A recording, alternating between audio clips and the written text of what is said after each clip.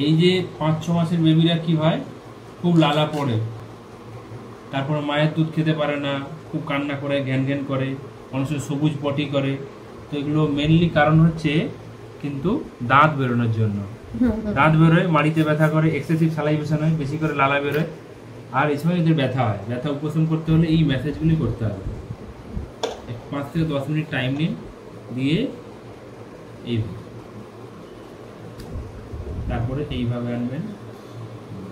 এতে কী হবে, জয়ে ব্লাড সার্কুলেশন বাড়বে, বাচ্চার পেনটা রিলিভ হবে।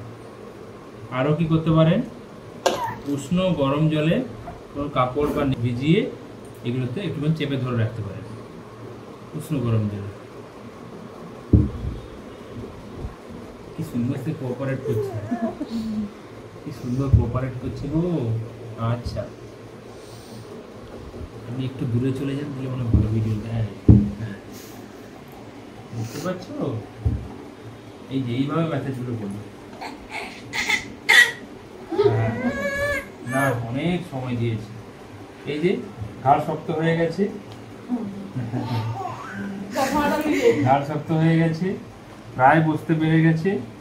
হ্যাঁ, এটা ওটা মুখে দিচ্ছে, এই তো নিজে থেকে বসছে। ছেড়ে দিন, ছেড়ে দিন, ছেড়ে দিন, এইভাবে একটু একটু করে বসাতে হবে। ট্রাই করুন, এই দেখুন, এই তো ঢাই হয়ে যাবে। এই যে নিজে থেকে বসছে, দেখছেন? এটা করে ট্রাই করুন। ঘাড় শক্ত হয়েছে, নিজে বসতে পারছে, আয়নার দিকে তাকিয়ে হাসছে, ডেভেলপমেন্ট একদম ঠিক আছে। ঠিক আছে, হ্যাঁ, কাছে আসুন।